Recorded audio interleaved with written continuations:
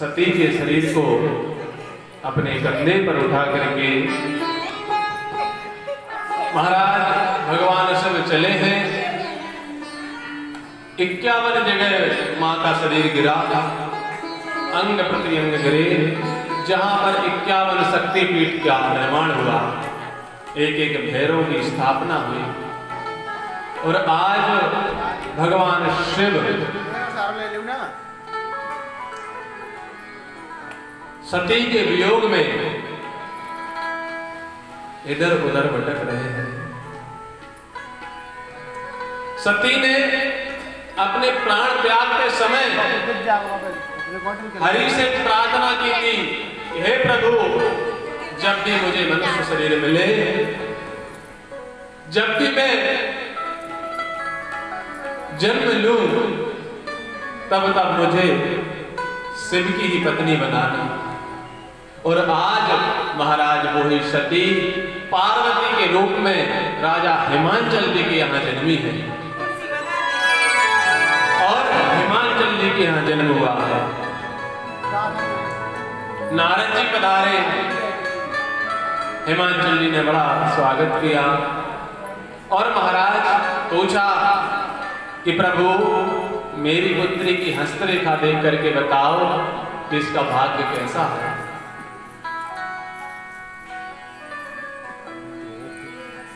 और जब महाराज जी ने हस्तरेखा देखी, बताया कि हिमांचल जी, तुम्हारी ये पुत्री बड़ी भाग्यशाली है, इसका अनुसरण करके दुनिया के स्त्री पतिव्रत धर्म का पालन करेंगे। लेकिन महाराज, इसमें एक तो अवगुण की रेखा भी पड़ी है। कैसा अवगुण? कहा महाराज, जिसके साथ इस पुत्री का विवाह होगा वो दिगंबर होगा।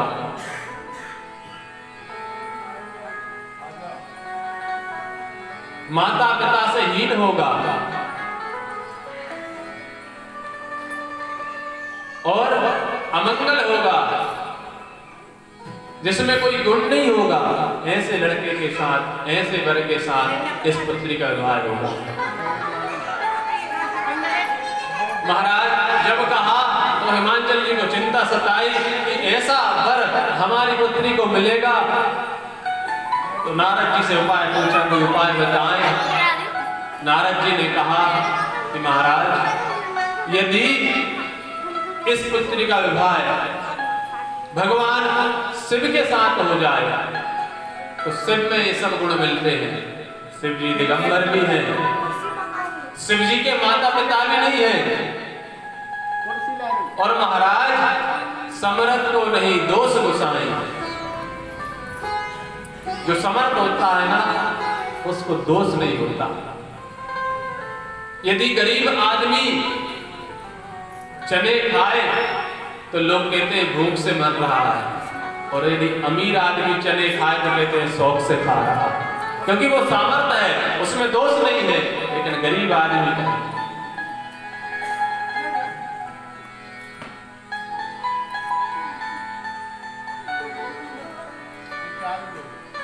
प्रभु उपाय कहा कि तुम्हारी पुत्री तप कर ले, और तप करके भगवान शिव को प्रसन्न कर ले और इसका विवाह उनके साथ हो जाएगा। आज मां पार्वती तप करने गई है। राम जी प्रकट हुए, शिव जी से वचन मांगा कि तुम अपना विवाह पार्वती के संग कर लो।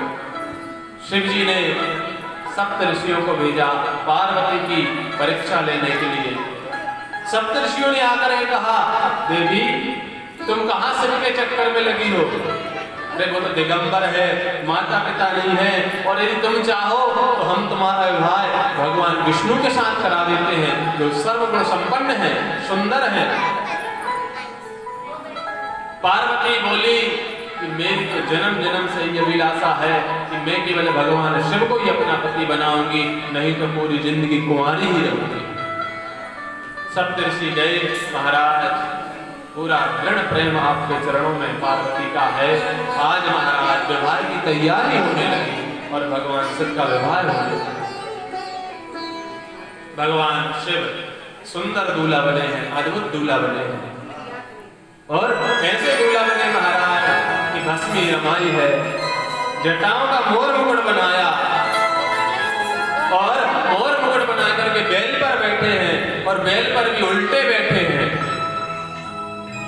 जहां बैल की पूंछ है वहां शिव जी का मुंह है और जहां बैल का मुंह है वहां शिव जी की पीठ है। उल्टे बैठ करके चल रहे हैं और ऐसी बारात जा रही है। देवताओं ने विचार किया कि ऐसी अद्भुत बारात है महाराज, कुछ भी हो सकता है, इसलिए देवता पहले ही भाग गए। शिव जी के 2-4 गण रहे, शिव जी बैठे रहे। गण बोले महाराज हमने पहले ही कहा था कि देवता स्वार्थी होते हैं, अब इतनी सी बारात क्या अच्छी लगेगी, बारात लेकर के जाएंगे। शिव जी ने कहा अपनी बिरादरी वालों की कमी ना है,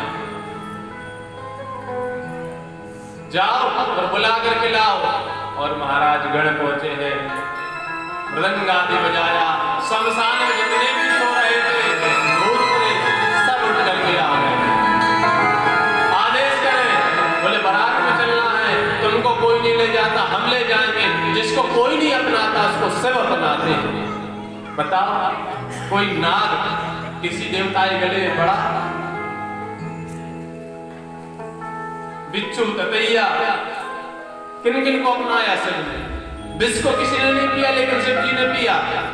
समुद्र मंथन हुआ, 14 रत्न निकले, सारे देवताओं ने बांट लिए, लेकिन जब जहर निकला सब घबराए महाराज अब इसका क्या होगा। तो भोलेनाथ की याद आई, जिसको कोई नहीं अपनाता उसको वो अपनाते हैं। शिव को बुलाओ, शिव को विष पिला दिया। शिव ने कहा बारात में चलना है, बोले कब, बोले अभी। और आज भूत प्रेत इकट्ठे होकर के शिव जी की बारात में चल रही है। तो आइए हम भी जरा शिव जी की बारात में चले और सभी खड़े हो जाइए और नाचते हुए भगवान शिव की बारात का आनंद लेंगे। बोले शंकर भगवान की।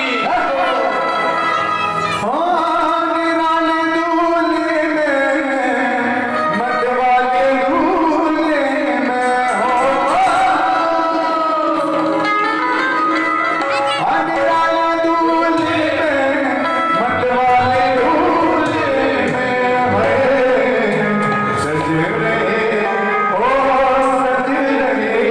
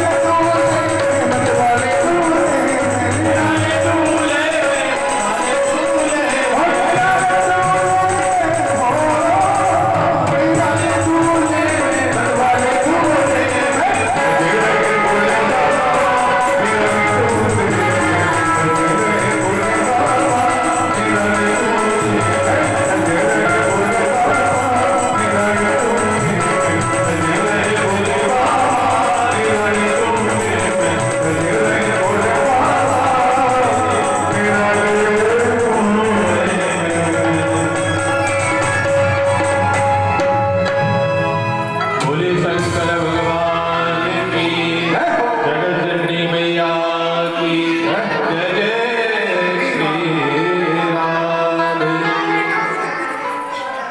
और आज भगवान की बारात चली है हिमाचल जिले में सुंदर साज सज्जा की। और जब बारात भगवान शिव की पहुंची, महाराज सुंदर आरती का थाल लेकर के आए।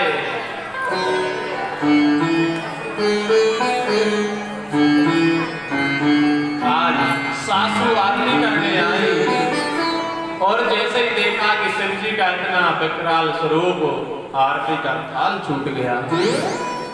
नारद तेरा सत्यानाश हो, जो तूने ऐसा दूल्हा मेरी बेटी के लिए ढूंढा। अरे मैं इसको लेकर के अग्नि में बैठ जाऊंगी, लेकिन इस दूल्हे के साथ अपनी बेटी का विवाह नहीं करूंगा। नारद जी आए, समझाया माता ये अविनाशी भगवान शिव है, और जो तुम्हारी पुत्री है ना, ये कोई साधारण पुत्री नहीं है। ये जगत की माँ आदि शक्ति जन कल्याणी जगदम्बा है, और शक्ति को केवल शिव ही वर्ण कर सकते हैं, इसीलिए शिव है। और प्रसन्नता के साथ इनकी साथ अपने पुत्र का विवाह करो। सुंदर विवाह हो गया।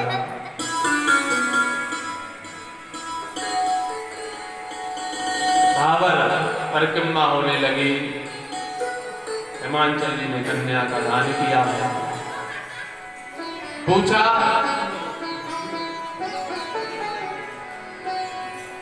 जो पंडित जी भगवान शिव की भावर करा रहे थे, शिव जी से पूछा कि भैया महाराज अब शाकोच्चार होगा, तुम अपने पिताजी का नाम बताओ, तुम्हारे पिता का नाम क्या है?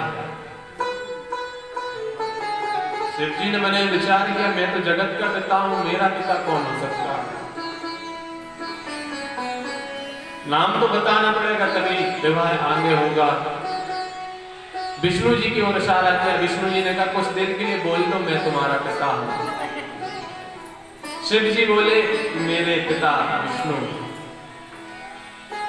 फिर पूछा कि तुम्हारे दादाजी का नाम बताओ। फिर भगवान शिव ने विष्णु की ओर देखा तो विष्णु जी ने इशारा कर दिया, इस सफेद दाढ़ी वाले जो ब्रह्मा बैठे हैं तुम्हारे दादाजी हैं। शिव ने कहा मेरे दादा ब्रह्मा। फिर पूछा कि तुम्हारे परदादा का नाम बताओ। कोई बात बिगड़ गई कि महाराज बाप तो विष्णु हो गया और दादा ब्रह्मा हो गया, लेकिन अब परदादा किसको बनाऊं? इन दोनों का बाप कौन हो सकता है? शिव जी को बहुत क्रोध आया। बोले ब्राह्मण देवता, मेरा बाप विष्णु और विष्णु का बाप ब्रह्मा और इन दोनों का बाप मैं। तुमको शादी करना है तो करो, नहीं तो हम चलते थे। बड़ा सुंदर भगवान का विवाह हुआ। विवाह होते ही महाराज में धूमधाम से विवाह हुआ। प्रातः काल हुआ, पार्वती की विदाई होने लगी। और विदाई एक ऐसी घड़ी है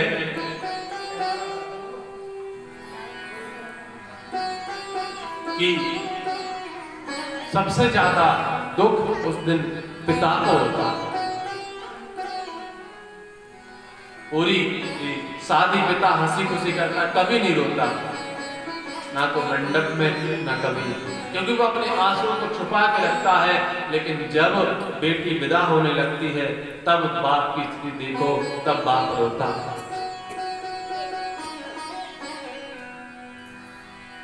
मैं अक्सर कहा करता हूं कि हर किसी की किस्मत में नहीं होती बेटियां, और खुदा को जो घर पसंद आए वही देता है खुदा बेटियां, वही देता है खुदा बेटियां। हर किसी की किस्मत में नहीं होती। बेटा सौभाग्य, बेटा भाग्य से होता है। लोग कहते हैं ना बड़े भाग्य से हमारा बेटा हुआ। अरे बाप रे, बेटा भाग्य से होता है, लेकिन ध्यान रखो बेटी सौभाग्य से होती है। जो सौभाग्यशाली होते हैं उनके घर बेटी होती है। हर किसी को नहीं मिलती बेटी। पिता जब दिन भर हारा थका काम करके घर लौटता है और घर लौटने के बाद जब उसका मुरझाया हुआ चेहरा बेटी देखती है, बेटा नहीं पूछता लेकिन बेटी पूछती है, पिताजी आज कुछ उदास लग रहे हैं। जल्दी से पानी लेकर के आते, पिताजी बेटो चाय ला रही है। लेकिन बेटा भले पिता का चेहरा कितना उदास हो, बेटा कभी नहीं पूछे। लोग उत्सव मनाते हैं, बेटा होता है, लेकिन बेटी हो तो परम उत्सव मनाओ, क्योंकि बेटी घर की लक्ष्मी है। कई परिवार को मैंने ऐसा देखा है जिनको यहाँ खाने के लाले पड़े हुए थे, लेकिन जब से बेटी हुई महाराज तब से दिन बदल गए। बेटी को आप दोनों रूप दे सकते हो, पिता या माता बेटी को बेटा भी कह सकते हैं और बेटी बेटी है ही, लेकिन बेटा को आप बेटी नहीं कह सकते, वो एक ही रूप रहेगा। और महाराज जब उसका व्यवहार करते हैं वो बेटी हंसी खुशी उस घर में चली जाती है जिस घर को ना वो जानती ना पहचानती, और कैसे उस घर में जाकर के पूरे परिवार को अपना लेती है।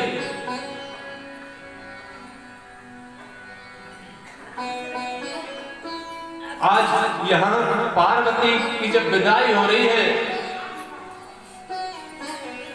हिमांचल जी भी आज रो रहे हैं। बेटी को डोली में बिठाया और बेटी को सुंदर शिक्षा दी कि कराहूं सदा शंकर पद पूजा, कराहूं सदा शंकर पद पूजा, नारी धर्म पति देव दूजा, नारी धर्म पति देव करहूं सदा शंकर।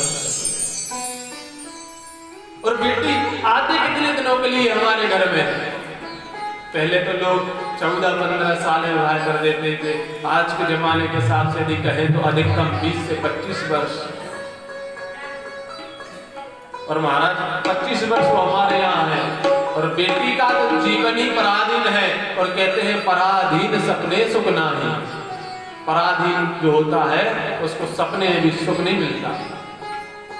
जब बेटी जन्म लेती है तो बाप की छत्र छाया में, जब विवाह हो जाता है तो पति की, और जब बूढ़ी हो जाती है तो औलाद की। पराधीन है। जब मायके में रहती है तो मायके वाले कहते हैं उससे ज्यादा ना बोलो, वो पराये घर की है। और जब वो पराये घर चली जाती है तो ससुराल वाले कहते हैं वो पराये घर से आई है। मायका कहता है कि पराये घर की है, और ससुराल कहता है पराये घर की आई है। हे खुदा अब तू ही बता, ये बेटियां किस घर के लिए जाई है? ये बेटियां किस घर के लिए जाई? पूरी उम्र सुबह से शाम तक कितना काम, लेकिन फिर भी कोई तनख्वाह नहीं, कोई छुट्टी नहीं। और महाराज ये जो सीख हिमांचल की अपनी पुत्री को दे रहे हैं, बेटा करहूं सदा शंकर पद पूजा, नारी धर्म पति देव न दूजा। पति कैसे भी हो, लेकिन पत्नी के लिए परमेश्वर है। उसके सास ससुर उसके लिए माँ बाप है। लोग कहते हैं कि हमारी बहू ठीक नहीं है, लेकिन हमारा इतिहास उठा करके देखो पुराना, कि कभी तुम भी बहू थी, क्या तुम ठीक थी? यदि तुम ठीक होती तुम्हारी बहू भी ठीक होती। कौशल्या बनकर तो देखो, बहू कैसे सीता नहीं बनती, फिर कहना।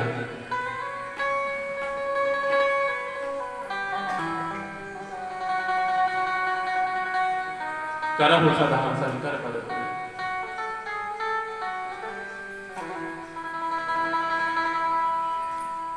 जब मां सीता की विदाई हुई, राजा जनक भी इतने रोए।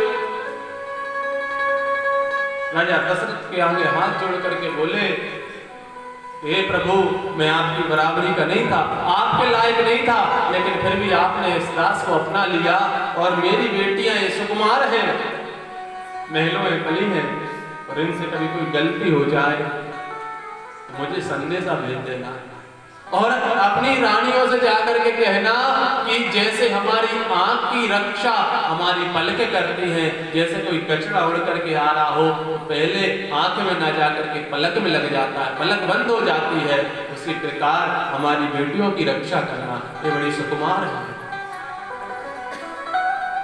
कोई मेरी बेटी के पैर में कंकड़ भी चुभ जाए तो मुझे पत्र लिखना, संदेशा लिखना, मिलने आऊंगा। लेकिन जनक आज जो कह रहा है कि मेरी बेटी के पैर में एक कांटा चुभ जाए, लेकिन वो नहीं जानता कि आगे चल के 14 वर्ष मेरी बेटी नंगे पैर बन बन भटकेगी और एक नहीं हजारों कांटे उसके पैर में चुभेंगे।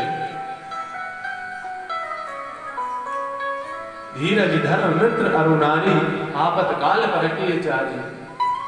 वनवास केवल राम को हुआ था, ना कि सीता को, लेकिन आपत्ति काल में अपने पति का साथ नहीं छोड़ा और वनवास के लिए गई।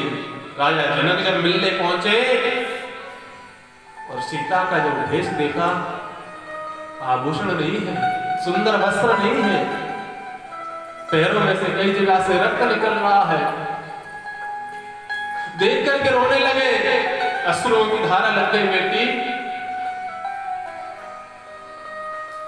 तू इतने सुंदर महलों में पली और आज तेरी ये दशा कि तू वन वन भटक रही है।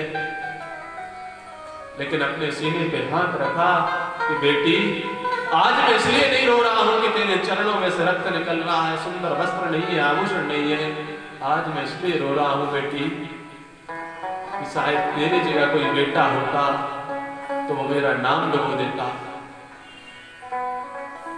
लेकिन तूने आज इस पिता का नाम रोशन कर दिया। यदि तू अपने पति का साथ विपत्ति के समय में छोड़ देती तो आज लोग राजा जनक को धिक्कारते। लेकिन बेटी, आज एक खुशी के आंसू हैं कि आज तूने एक कुल का नहीं 2 कुल का नाम रोशन कर दिया। ये है माँ, ये है बेटी।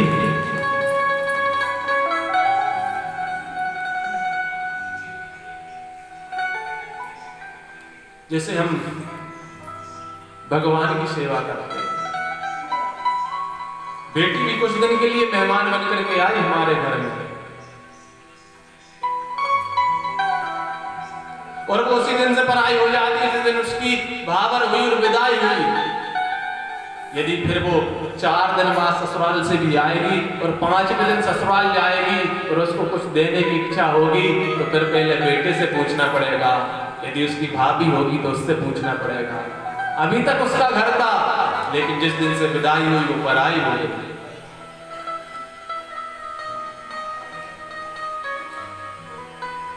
इसलिए जब बेटी की शादी करते हैं, दहेज देना कोई प्रथा नहीं है, ना किसी का अधिकार है मांगने का, लेकिन हर पिता सोचता है कि मैं अपनी बेटी को आज जितना दे सकूं दूं। और क्या जो अपनी जान ही समझो जो दान कर देता है, जिसने कन्या का दान कर दिया, उससे बड़ी कोई दौलत है, उससे बड़ा कोई रुपया है, कोई धन है, कोई वस्तु है, उससे बड़ा कोई कुछ नहीं है। निकाल करके जिस्म से जो अपनी जान देता है, बड़ा ही मजबूत है वो पिता जो कन्यादान देता है, उससे बड़ा कोई मजबूत नहीं है।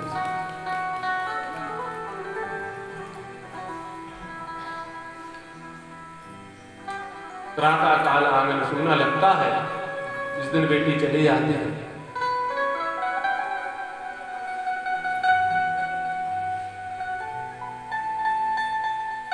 वो बच्ची, कई बच्चियां ऐसी होती हैं कि जिनका जन्म हुआ और बेचारे उनके पिता चल दिए, पूरी उम्र उस बच्ची को पिता की याद नहीं आती, लेकिन जिस दिन बच्ची की शादी होती है उस दिन बच्ची को पिता की याद आ जाती है, और जहाँ पिता की फोटो टंगी रहती है वहाँ जाकर के उस पिता की फोटो को हृदय से लगा करके रोती है कि पिता आज भी तुम जिंदा होते तो मेरा विवाह और कितनी धूमधाम से करते, आज कोई कमी नहीं रही, लेकिन तुम्हारे गले लगने की कमी रह गई। इसलिए बेटी पैदा हो तो दुखी मत हो, खुशी मनाओ, क्योंकि भारत की बेटी में ही वो शक्ति है महाराज जो भगवान को भी अपना बेटा बना लेती है। जितने भी अवतार हुए भगवान के भारत में हुए, विदेश में कोई अवतार नहीं हुआ। इतनी शक्ति है भारत की बेटियों में, इतनी भक्ति है कि भगवान को भी अवतार लेकर के उनके हाथ में पड़ता है, और भगवान आए और आते रहेंगे।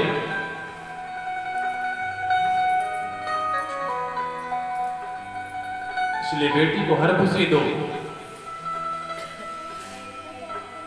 कि बाबुल तेरे अंगना की मैं तो एक चिड़िया हूँ,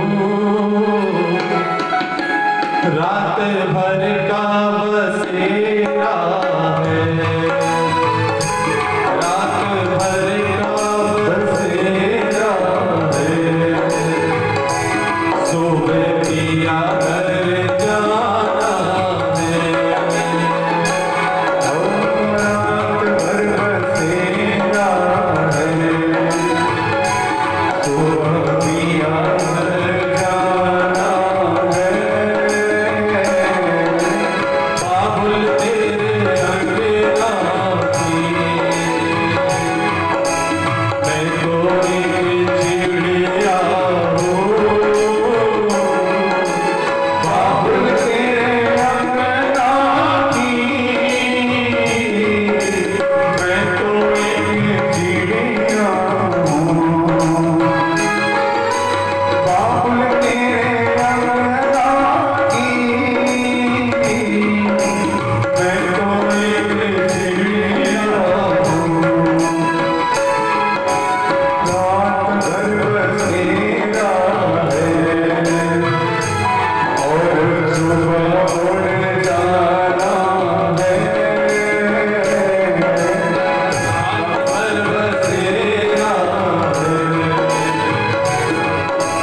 सुबह उड़ जाना है, बाबुल का ये घर रहना कुछ दिन का ठिकाना है, बाबुल का ये घर रहना कुछ दिन का ठिकाना है।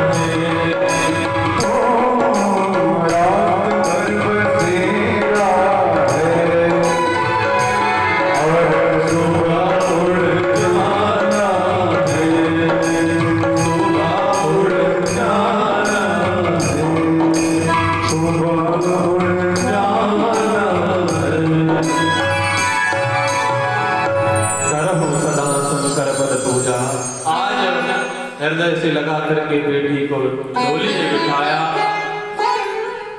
आंगन सूना हो गया। आज शिव लेकर के चले कैलाश पर्वत पर आए हैं और महाराज आज बाग में आसन दिया है और आज सती जो पूर्व जन्म में भगवान की परीक्षा ली थी, आज ही वो सती को याद है, पार्वती का जन्म हुआ तो याद है, लेकिन अब ऐसा अपराध नहीं करूंगी।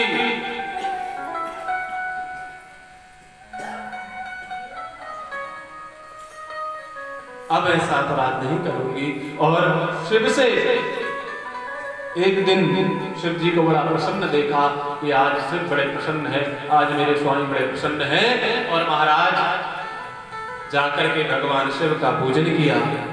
पूजन करने के बाद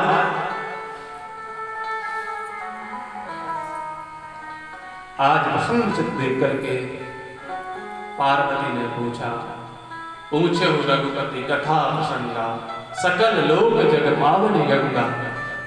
प्रभु मुझे रघुपति भगवान राम की कथा सुनाओ। धन्य धन्य मेरी राजकुमारी, तुम समान नहीं को उतारी। हे राजकुमारी, हे हिमांचल की पुत्री, तुम धन्य हो, तुम्हारे समान कोई उपकारी नहीं है। क्यों? क्योंकि तुमने मेरे राम की कथा पूछी है। तो आज परमात्मा शिव ने पार्वती को भगवान राम कथा सुनाई। इस तरह भगवान शिव का निवास, शिव का परिवार। कहते हैं महाराज कि ये जो आकुति, देवहूति, प्रसूति, 3 तो बहनें थी और इनके 2 सगे भाई भी थे। एक का नाम प्रियव्रत और एक का नाम उत्तानुपात। उत्तानुपात किसे कहते हैं?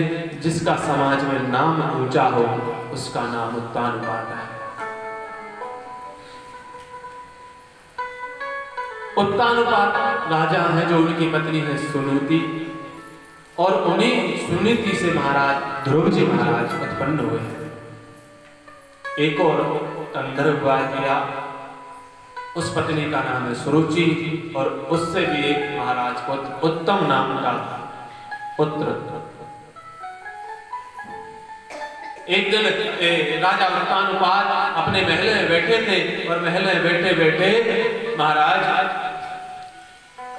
उत्तम जो इनका बेटा है वो आकर के पिता